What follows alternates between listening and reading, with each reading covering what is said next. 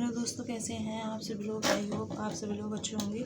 आज हम यहाँ पर करने वाले हैं करंट अफेयर की सीरीज। जैसा कि आप सभी लोग जानते हैं, करंट अफेयर से हमारे एग्जाम में काफ़ी क्वेश्चन पूछे जाते हैं। तो यहाँ पर जैसा कि आप लोग देख पा रहे हैं फ्रंट टॉपिक, ये टॉपिक से हम यहाँ पर कवर करेंगे और देखेंगे कौन कौन से, मतलब इनको थ्योरी में देखेंगे। देन उसके बाद हम इनको, अगर मैंने आपको लोगों को बता रखा, अगर आप लोग MCQ क्वेश्चन भी देखना चाहते हैं इन्हीं टॉपिक से रिलेटेड, तो आप लोग हमारे दूसरे चैनल पर जाकर वहाँ पर भी देख सकते हैं। तो चलिए स्टार्ट करते हैं, अपनी करंट अफेयर की तरफ बढ़ते हैं और देखते हैं पहले में क्या बताया गया है। तो चलिएगा, अगर हम पहले की बात करें तो यहाँ पर आप लोग सभी देख पा रहे हैं, पहला हमारा दे रखा है।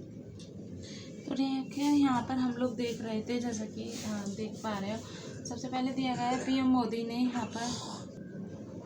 तो यहाँ पर हम लोग जैसे कि बात कर रहे थे, सबसे पहले दिया गया है यहाँ पर PM ने यानी कि 25 मई को देहरादून दिल्ली के बीच वंदे मातरम एक्सप्रेस ट्रेन को हरी झंडी दिखाई है। तो यहाँ पर किस चीज़ की बात की गई है, यहाँ पर देखिएगा वंदे मातरम एक्सप्रेस ट्रेन की बात की गई है, जैसा कि आप सभी लोग यहाँ पर देख पा रहे हैं। ठीक है, तो उसको हरी झंडी दिखाई गई है, किसके द्वारा दिखाई गई है, यहाँ पर PM मोदी, PM मोदी के द्वारा यहाँ पर हरी झंडी दिखाई गई है। ठीक है, इसी तरीके से अब हम यहाँ पे बात कर लेते हैं, जैसा कि आप सभी लोग देख पा रहे हैं। यहाँ पर प्रधानमंत्री श्री नरेंद्र मोदी ने 25 मई को सुबह 11 बजे देहरादून से दिल्ली के लिए पहली वंदे भारत एक्सप्रेस को वीडियो कॉन्फ्रेंसिंग के जरिए, किसके जरिए बताया गया है यहाँ पर, तो ध्यान रखिएगा, यहाँ पर देखिएगा वीडियो कॉन्फ्रेंसिंग के जरिए यहाँ पर उन्होंने क्या किया, हरी झंडी दिखाकर यहाँ पर एक्सप्रेस ट्रेन को यहाँ पर रवाना किया है। ठीक है, अब बढ़ेंगे इसी तरीके से हम नेक्स्ट क्वेश्चन की, मतलब नेक्स्ट इसका जो पॉइंट्स दिया गया है, यह उत्तराखंड की पहली वंदे भारत एक्सप्रेस ट्रेन है। तो कहाँ की है, ध्यान रखिएगा, पहली वंदे भारत एक्सप्रेस ट्रेन जो है वो उत्तराखंड की है।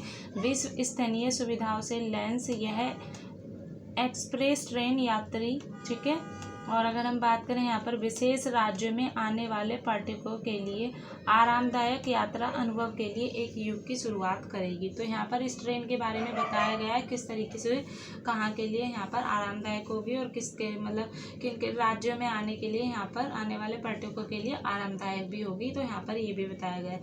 अगर हम बात करते हैं नेक्स्ट पॉइंट की, तो नेक्स्ट पॉइंट दिया गया है सार्वजनिक परिवहन के लिए स्वच्छ ऊर्जा। तो यहाँ पर देखिएगा किसकी बात की गई है, यहाँ पर देखिए स्वच्छ ऊर्जा की बात की गई है। देन उसके बाद अगर हम बात करें कि प्रधानमंत्री नरेंद्र मोदी दृष्टिकोण के अनुरूप, यानी कि रेलवे विभाग के यहाँ पर देश में रेल मार्गों का विद्युतीकरण कर रहा है। तो क्या कहा जा रहा है, इस पॉइंट्स का मीनिंग ये है, जो सार्वजनिक परिवहन है, परिवहन के लिए स्वच्छ ऊर्जा के लिए प्रधानमंत्री नरेंद्र मोदी के द्वारा दृष्टिकोण के रूप के अनुरूप यहाँ पर देखिएगा रेलवे विभाग देश में रेल मार्गों का विद्युतीकरण किया जा रहा है। तो किसके द्वारा किया जा रहा है, यहाँ पर प्रधानमंत्री मोदी के द्वारा।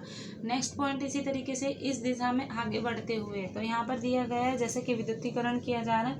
नेक्स्ट है इस दिशा में आगे बढ़ते हुए, यहाँ पर प्रधानमंत्री उत्तराखंड में किसकी बात की गई है, यहाँ पर उत्तराखंड में रेलवे खंडों के विद्युतीकरण का उद्घाटन करेंगे। तो अब कहाँ पर बात की गई है, उत्तराखंड में, लेकिन अभी हमने जैसे कि ऊपर पढ़ा तो वहाँ किस चीज़ की बात की गई है, देहरादून की। तो यहाँ पर कंफ्यूज मत होइएगा, अगर आप कंफ्यूज हो गए तो इसी से आपका क्वेश्चन गलत हो जाएगा। ठीक है, तो हम देख रहे थे यहाँ पर इसी दिशा में आगे बढ़ते हुए प्रधानमंत्री उत्तराखंड में रेलवे खंडों के विद्युतीकरण का उद्घाटन करेंगे और इससे राज्य में रेलवे का 100% विद्युतीकरण हो जाएगा। ठीक है, तो काफ़ी इम्पोर्टेंट था ये हमारा। चलिएगा इसी तरीके से देखेंगे अब हम नेक्स्ट, और देखेंगे नेक्स्ट में क्या क्या पूछा गया है। तो चलिएगा बढ़ते हैं नेक्स्ट की तरफ। ओके, अब जैसे कि आप सभी लोग देख पा रहे हैं, नेक्स्ट है हमारा यहाँ पर डॉक्टर मनोज सोनी। तो डॉक्टर मनोज सोनी की बात की गई है, जैसा कि आप सभी लोग जानते हैं कौन है ये, UPSC के अध्यक्ष के रूप में इन्होंने शपथ ली है। ठीक है, तो किन्होंने ली है, यहाँ पर डॉक्टर मनोज सोनी ने ली है, जैसे कि UPSC संघ लोक सेवा आयोग, ठीक है ना, इनके अध्यक्ष के रूप में इन्होंने शपथ ली है। तो वहीं पर बात कर लेते हैं, यहाँ पर वही सेम दी गई है के रूप में शपथ लिया है या फिर सदस्य के रूप में इन्होंने मतलब इन्होंने ये और बताया है कि लोक सेवा आयोग के सदस्य के रूप में इन्होंने काम किया। अब वहाँ पर बात की गई है 16 मई 2023 को, कब की बात की गई है, 16 मई। ठीक है, यहाँ पर ध्यान रखिएगा 16 मई 2023 को UPSC के अध्यक्ष के रूप में कार्यकाल और गोपनीयता की इन्होंने शपथ ली है। तो अब यहाँ पर ये क्वेश्चन पूछा जा सकता है एग्जाम में कि उन्होंने भाई किस चीज़ के लिए कौन सी डेट को शपथ ली थी और किस चीज़ के लिए, तो अध्यक्षता के रूप में कार्यालय और गोपनीयता की इन्होंने शपथ ली थी। वहीं पर बात करें श्रीमती के द्वारा यहाँ पर शपथ दिलाई गई, तो किन के द्वारा दिलाई गई, तो यहाँ पर ध्यान रखिएगा श्रीमती के द्वारा इनको शपथ दिलाई गई थी। और अगर हम बात करें यहाँ पर नेक्स्ट देख लेते हैं, स्मिता नागराज आयोग की वरिष्ठतम सदस्य हैं। तो किसके बारे, यहाँ पर जो हमारी श्रीमती के बारे में बताया गया, तो स्मिता जो नागराज हैं उन्हीं को ही यहाँ पर नाम बोला गया है, वो हमारे आयोग की वरिष्ठतम सदस्य हैं। ठीक है, तो आप ये मत कीजिएगा यहाँ पर श्रीमती द्वारा जो बताया गया, तो बस यहाँ पर ध्यान रखिएगा नाम भी दिया गया है, ऐसा नहीं है कि आप लोग कंफ्यूज हो जाएं, नाम नहीं दिया गया और कहीं से सर्च करके पढ़ना पड़ेगा। ठीक है, अब इसी तरीके से देखते हैं इसका नेक्स्ट पॉइंट, डॉक्टर सोनी को भिन्न, तो यहाँ पर डॉक्टर सोनी यानी कि इनका पूर्ण रूप का नाम ना लेकर के डॉक्टर मनोज सोनी नाम है इनका, सोनी भी बोला जा सकता है, तो इनको डॉक्टर सोनी को विभिन्न सम्मान और पुरस्कार प्राप्त हुए हैं। तो अगर हम बात करें, इनको विभिन्न पुरस्कार और सम्मान भी प्राप्त हुए हैं और इन्होंने अपनी प्रकाशित रचनाओं के माध्यम से महत्वपूर्ण योगदान दिया है, तो काफ़ी इंपॉर्टेंट है ये भी। ठीक है, इस तरीके से ही हमें क्या करना है, पॉइंट्स बाय पॉइंट्स को हमें लिखना है, देन उसके बाद हमें एग्जाम के टाइम पे इसे रिव्यू करना है। ठीक है, रिवाइज करने से क्या होता है, एट ए टाइम हम जब एग्जाम देने जाते हैं हमें लगता है कि ये हम पढ़ चुके हैं, खोजने की जरूरत नहीं होती है, डायरेक्टली उसको रिवीजन करके हम जा सकते हैं। ठीक है, क्योंकि हाल ही में जितना भी चर्चित है, किसने शपथ ली है या फिर किसे नियुक्त किया गया है, किसे पद से हटाया गया, किसका निधन हो गया, इसी से रिसेंटली हमारे ज़्यादातर क्वेश्चन पूछे जाते हैं करंट अफेयर से रिलेटेड। ठीक है, तो यहाँ पर चलते हैं नेक्स्ट पॉइंट की तरफ, देखते हैं। नेक्स्ट पॉइंट है हमारा यहाँ पर डॉक्टर मनोज सोनी यानी कि 28 जून की बात की जा रही है 2017 में, को एक सदस्य के रूप में यूपीएससी में शामिल हुए। तो ये अगर हम बात करें यूपीएससी में ये शामिल कब हुए थे, 28 जून 2017 को शामिल हुए थे। किसकी बात की जा रही है, डॉक्टर मनोज सोनी की बात की जा रही है। वहीं पर अगर हम बात करें यहाँ पर 5 अप्रैल 2022 को उन्हें भारत के संविधान के अनुच्छेद यानी कि 316 के तहत यूपीएससी के अध्यक्ष के रूप में कार्य करने के लिए नियुक्त किया गया था। तो यहाँ पर कौन से किसकी बात की गई है, कौन से अनुच्छेद के अंदर इनको यानी कि यूपीएससी के अध्यक्ष के रूप में कार्य करने के लिए नियुक्त किया गया था, तो ध्यान रखिएगा 316। और अगर हम बात करें डॉक्टर मनोज सोनी को मतलब 2017 में 28 जून को यूपीएससी में शामिल किया गया था। ठीक है, ये भी ध्यान रखने बात मतलब योग्य बात है। नेक्स्ट है हमारी, अगर भारत में सबसे कम उम्र के कुलपति होने का गौरव प्राप्त है तो किसको है, वो डॉक्टर मनोज सोनी को है। ठीक है, तो ये था हमारा काफ़ी इंपॉर्टेंट सेशन। कैसा लग रहा है फ्रेंड, कमेंट करके जरूर बताइएगा। चैनल पर पहली बार हैं तो हमारे चैनल को सब्सक्राइब कीजिएगा और अपने फ्रेंड्स के साथ इसको साझा कीजिए। ठीक है, ताकि हम लोगों को भी आप लोगों से मोटिवेट मिलता रहे। तो चलेंगे अब हम नेक्स्ट क्वेश्चन की तरफ और देखेंगे नेक्स्ट क्वेश्चन में क्या पूछा गया।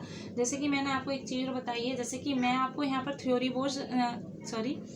थ्योरी बेस यहाँ पर आपको क्या पढ़ाती हूँ, करंट अफेयर पढ़ाती हूँ। बट अगर हम बात करें यहाँ पर थ्योरी बेस के अलावा अगर आप लोग इसी की टेस्ट सीरीज देना चाहते हैं इन्हीं टॉपिक से रिलेटेड, क्योंकि एक यहाँ पर मैंने इतना सब कुछ बताया, तो देखिएगा इससे कम से कम इसी से ही डॉक्टर मनोज सोनी का मैंने सपोज यहाँ पर डिटेल में बताया। लेकिन अगर हम बात करें यहाँ पर भी 2 से 3 क्वेश्चन इससे बनाए जा सकते हैं कि सबसे कम उम्र के जो कुलपति थे होने का गर्व किसे प्राप्त है, तो हम बता सकते हैं यहाँ पर किसको प्राप्त है। वहीं पर बात करें तो डॉक्टर सोनी को मतलब कब यूपीएससी के लिए नियुक्त किया गया था। वहीं पर अगर हम बात करते हैं तो 5 अप्रैल 2022 में इनको कौन से अनुच्छेद की यानी कि 316 अनुच्छेद। इस तरीके से क्वेश्चन पूछे जा सकते हैं, तो यहाँ पर ध्यान रखिएगा।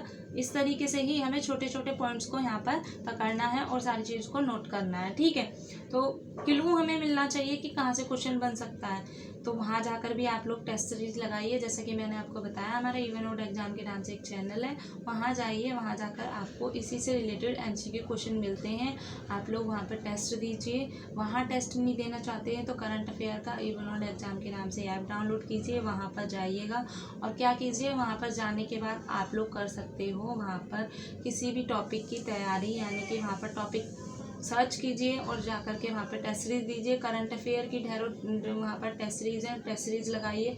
प्लस अगर हम बात करें तो किसी भी एग्ज़ाम की तैयारी कर रहे हैं तो वहाँ जाकर आप लोग प्रिपरेशन कर सकते हैं। ठीक है, तो चलिएगा अब हम बढ़ते हैं इसी तरीके से नेक्स्ट और देखते हैं नेक्स्ट में क्या पूछा गया है। नेक्स्ट की बात करें तो यहाँ पर ISRO यानी कि 29 मई को आंध्र प्रदेश में GSLV यानी कि F12 नेविगेशन उपग्रह लॉन्च किया। अगर हम बात करें यहाँ पे उपग्रह कौन लॉन्च करेगा, तो देखिएगा यहाँ पर भारतीय अंतरिक्ष अनुसंधान, तो ध्यान रखिएगा यहाँ पे काफ़ी इम्पोर्टेंट है ये ISRO, काफ़ी इससे 101% क्वेश्चन पूछा जा सकता है। तो भारतीय अंतरिक्ष अनुसंधान संगठन यानी कि यहाँ पर ISRO की हमारी फुल फॉर्म दी गई है। 29 मई को आंध्र प्रदेश के, कहाँ की बात की गई है, आंध्र प्रदेश के श्रीहरिकोटा में सतीश धावन, किसके द्वारा, सतीश धावन अंतरिक्ष केंद्र से सुबह 10 पॉइंट यानी कि यहाँ पर 10:42 पर GSLV यानी कि F12 नेविगेशन उपग्रह लॉन्च करेगा। तो कब करेगा, टाइम भी बता दिया गया है। देन उसके बाद किसके द्वारा किया जाएगा, कहाँ पर किया जाएगा, श्रीहरिकोटा में किया जाएगा, ठीक है। किसके द्वारा, सतीश धवन के द्वारा किया जाएगा। किसकी बात की जा रही है यहाँ पर, ISRO की बात की जा रही है। कब किया जाएगा, 29 मई को, ठीक है। तो अगर हम बात करते हैं नेक्स्ट पॉइंट की, NAVIC 7 उपग्रहों का एक समूह है। तो किसकी बात बताई गई है यहाँ पर देखिएगा, NAVIC जो है वो हमारा 7 उपग्रहों का एक समूह है जो नागरिक उपयोगकर्ताओं के मानक स्थिति सेवा प्रदान करता है। तो यहाँ पर ये तक भी बता दिया गया है कि किस चीज़ के लिए इसका उपयोग किया गया और सामरिक उपयोगिता के लिए प्रतिबंधित सेवा प्रदान करता है। वहीं पर अगर हम नेक्स्ट पॉइंट की बात कर लेते हैं तो ग्राउंड नेटवर्क में एक कंट्रोल सेंटर यानी कि रेंज और इंटीग्रिटी मॉनिटरिंग स्टेशन और 2-वे रेजिंग स्टेशन होते हैं। भारत के चारों ओर यहाँ पर 1500 किलोमीटर्स को कवर करने वाला NAVIC सिग्नल को, यहाँ पर किस चीज़ की बात की गई है, नेटवर्क के बारे में बात की जा रही है। सिग्नल को 20 मीटर के बेहतर यानी कि 20 मीटर के बेहतर उपयोगकर्ता स्थिति सटीकता को 50 नैनो सेकंड से बेहतर समय सटीकता प्रदान करने के लिए डिज़ाइन किया गया। तो अगर हम बात करें ये जो ISRO के बारे में बात की गई है GSLV, तो ये हमारे नेटवर्क के लिए बात की गई है, सिग्नल के लिए बात की गई है, यहाँ पर कंट्रोल सेंटर, ठीक है ना। तो उसके लिए यहाँ पर सटीकता प्रदान करने के लिए डिज़ाइन किया गया है। तो बढ़ते हैं इसी तरीके से नेक्स्ट और देखेंगे नेक्स्ट में हमारी क्या क्या चीज़ें पूछी गई हैं। मैंने जैसे कि आपको बताया पॉइंट्स को ही आपको यहाँ पर छोटे छोटे पॉइंट्स को बना करके नोट्स बनाना है, ना कि आपको पूरी थ्योरी उतार लेनी है। यहाँ पर जो आपको इम्पोर्टेंस लग रहा है वही लिखिएगा। आप लोगों को मैं क्लू भी दे रही हूँ, ठीक है। तो चलिएगा बढ़ते हैं इसी तरीके से अब हम नेक्स्ट